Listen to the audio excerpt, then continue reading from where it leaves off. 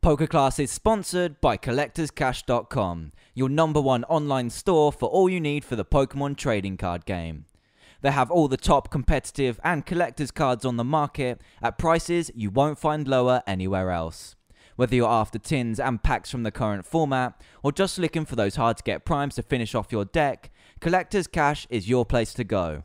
Make sure you check them out at www.collectorscash.com. Hey everyone, and welcome to episode 53 of PokeClass. The season is now in full swing and we have City Championships just around the corner. Just before this, we had the release of our new set Noble Victories, and we haven't seen any official play of the set yet, at least in the UK anyway. This episode is going to bring you what you should be looking out for when Noble Victories hit organised play, so let's get straight to it.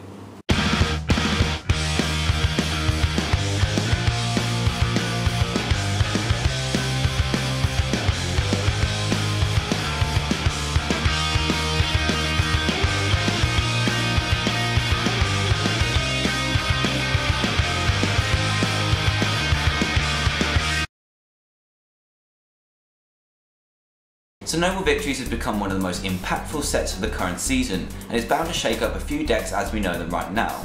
So let's take a quick look at the ones that we're going to change, and even a few new decks that have been brought to the table. I'm going to do this slightly differently, and instead of looking at the decks individually, I'll just take a look at each card I think we're going to be seeing over the next few weeks, and then say which decks will be impacted by that card. First up, we have a card that everyone has been talking about, Eviolite. This card gives the extremely high HP basics we either love or hate even more HP than they already have, something that we certainly don't want to be seeing right now. Simply put, Eviolite acts in a simulated Donphan Prime's Pokebody, where each attack taken by the Pokemon this card is attached to is reduced by 20, but it can only be attached to basic Pokemon. This means that to knock out a Reshiram or Zekrom with Eviolite attached in one hit, you're going to need to be doing a massive 150 damage, which is tough for any deck to achieve efficiently.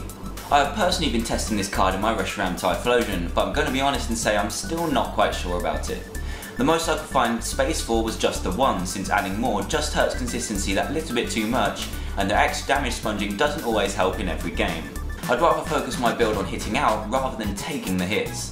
This is just a personal thing for me. 1 in the deck works fine and can provide your opponent with some tricky situations, but anything more than that seems to be a hindrance since you're damaging yourself anyway with Afterburner, so Eviolite isn't going to be too effective. However, the deck this card does absolutely shine in is Zekrom.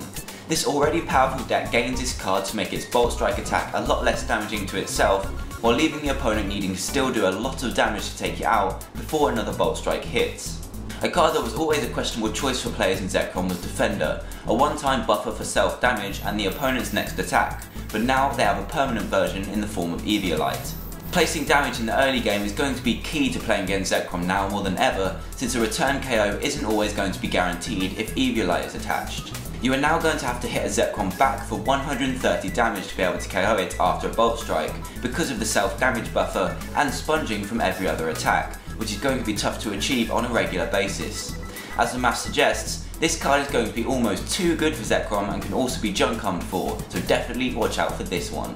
Other than these two decks, Eviolite isn't going to be helping out too much unless dragons are involved. There is one more deck that is new to the scene that this will help out in, but I'll get to that a bit later on. Another card worth mentioning is Rocky Helmet, which is very similar to Eviolite but just works a little bit differently. This card can be attached to any Pokemon and causes a defending Pokemon to take 20 damage each time they attack, which is definitely something to be noted. I would say this card is slightly underlooked at the moment since it can be splashed into any deck and can help out with some matchups quite well if put into the right scenario. An extra 20 force damage going into your turn is nothing to take lightly since you can tip 2 hit KOs into 1 hit KOs, making your prize rush that turn faster. Decks based around dragons should either go with Eviolite or this card simply because they work similarly. It just depends on whether you want to sponge the damage or inflict more to the opponent. Rocky Helmet could be a better play in Reshiram simply because Eviolite isn't going to be helping you that much, but that extra 20 damage could be much more effective for you. If you're sticking with Zekrom, definitely choose Eviolite. Super Rod is also a card that we should be seeing pop up in older decks, simply because it's the best form of recovery we have at the moment. You can take 3 cards in combination of energy and Pokemon and put them back into your deck, ready to be searched out again. This card will synergize well with decks that play heavy Juniper or Sage's Training Count, simply because you'll be able to discard valuable things earlier on without having to worry that we won't be able to get them back again. This can fit into any deck, new and old, because we don't have anything else, so just because something is in the discard pile, don't think that it's now long and gone for the rest of the game. Another card everyone has been talking about is N, the reprint of Team Rocket's admin from way back. This card can give any deck the late game recovery and disruption it needs to start bringing back a game that hasn't gone as well as they thought it would. By making your opponent shuffle in and draw 1 or 2 cards from the deck makes a nice bit of disruption while you try and scramble together a comeback.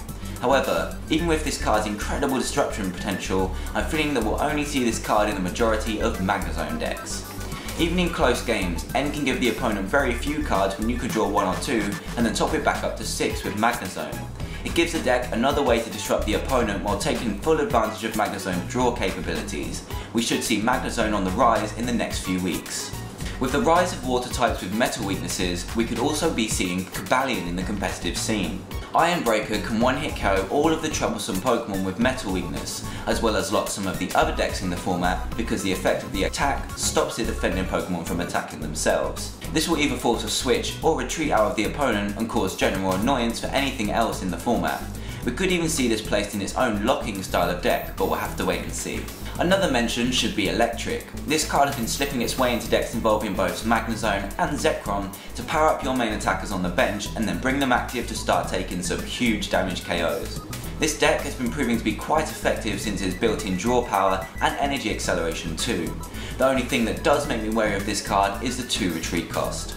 You can cover this with some smart energy attachments, but having a 2 retreat cost Pokemon sitting on the bench is always going to be a prime target for capture, especially when it only has 90 HP. It has a really nice ability, but could the retreat and low HP make this a risky choice? So those should be all the big changes we're going to see for older decks in the format right now, so I'm going to move on to a brief overview of the potential new decks that we should be seeing in the competitive world very soon. First up, I'm going to get straight to it and cover a deck that has definitely made a splash already in competitive play. The deck comes in the form of a tiny ant that focuses on not taking prizes, but milling your deck one by one, and I'm sure you all know who I'm talking about, Durant. This card was, and probably still is, striking players as quite a gimmicky card, simply because decking out hasn't been seen as a popular way to take the game, and is quite often forgotten about. With 4 Durants out on the field from the first turn, this deck will take about 9 turns to run the opponent's deck out of cards, which is including playing any cards such as Sage's Training and Professor Juniper, all of which must be played to get an attacker out efficiently. Taking 6 prizes in 6 turns while your opponent is milling away all of your resources is definitely a tough task to achieve, and we've been testing this deck extensively. I personally wouldn't underestimate this deck since 4 Durants on turn 1, paired with multiple Eviolites, Special Metals, Defenders and Revives, and you're put on a 9-turn clock to win the game. As has already been confirmed via the internet, this deck has indeed won a regionals in France, along with a few city championships in the US, including some very hard to beat states like Florida. These aren't some light-hearted wins and should be taken into consideration that this deck could be popping up at a tournament near you. There are ways to beat this deck, but don't go into this random matchup blind, otherwise you will lose. The matchup needs to be approached in a certain way, so make sure you test this at least a few times to get a feel for the deck.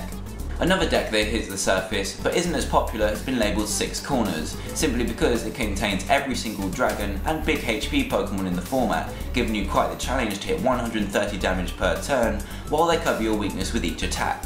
I haven't done any testing with or against this deck, but I imagine the effort it takes to KO one of these Pokemon 6 times to take all of your prizes really does waste resources quickly, so I would familiarise with how to tackle it because it is a strange one to tackle. Expect Reshiram, Zekrom, Cobalion, Virizion and Tornadus at least in this deck. I'm going to move on to possibly one of the most expensive cards from the set right now, and it isn't a full art, Kyurem. This card also received quite a decent amount of hype because of its fairly unique attack Glaciate. Being able to spread 30 damage to every Pokemon on the opponent's side of the field is incredibly strong, since in at least 3 or 4 turns, you're going to be close to KOing almost every card in the format on your opponent's side of the field, resulting in many prizes being taken at one time. I've seen many different variations of the deck, including Floatzel and Shaman, Feraligatr Prime and even Electro Prime. I did see an interesting build of Feraligatr Prime and Vileplume, which completely locks the opponent while you spread 30 damage every turn, which could be awesome, but a little bit slower than the Floatzel version. Because Glaciate is incompatible with double colourless, this attack could take a few turns to power up fully, so these ways of accelerating energy really speeds up the process when suffering a KO and energy hits the discard. As mentioned earlier, Eviolite will certainly help this deck out since it makes Kyurem even harder to KO while you spread the damage everywhere, giving your opponent a tough time while their Pokemon get weaker and weaker. I've also seen Kyurem used in variations of Donphan and Dragons, simply because it has the attack Outrage and can cover another type for the format. By using Kyurem's Outrage, the deck will have a better matchup against things like Reshiram and opposing Donphans, just because of the water weakness, so make sure you look out for that if you're up against a variant of this. My testing with Kyurem has been limited, but I can see it being a threat when set up fast. If it does get popular, then expect Pokemon such as Cobalion to get much more popular to cover the weakness and one-hit KO Kyurem before it has the chance. We'll have to wait and see on this one. One last deck I want to cover is Vanillux Vileplume. I have been testing this deck quite a lot and it has been producing mixed results. The lock, when set up with Double Freeze and Vileplume's Trainer Lock, can be devastating, leaving the opponent to draw pass for the next few turns, but this deck does struggle with KOs, both KOs that it takes and are taken against it. The maximum damage this Pokemon can do is 80 with 2 heads, which is definitely subpar for this format right now, so it will take a while to take prizes, possibly causing some trouble in best of 3. Also, when this deck takes a KO, you will be open to an attack which your opponent has been setting up on the bench while you paralyse their active. Overall, the deck is a little bit hit and miss and there are 2 versions, one with the full stage 2 and one with Mew to see off Vanillux to get going straight away. Both versions have their weaknesses, but I feel the Mew version is a little bit weaker because it can suffer KOs a lot easier than the 130 HP Vanillux. This deck needs to prove itself to convince me yet, but it does have the potential to do well. So that's pretty much all I have for you in the way of what Noble Victories is going to do to our format. Basically, dragons get stronger and now have the addition in the form of Kyurem. This set has a lot of potential, but the older decks we have at the moment can still stand up to them. So the big question is, can the new decks take on the veterans so far? We'll have to wait and see, but it's certainly going to be a very interesting City Championships for us all. Thanks for watching this week's episode of PokeClass. Make sure you rate, comment and subscribe in the bottom left and top right hand corner in a second, and I'll see you all next week.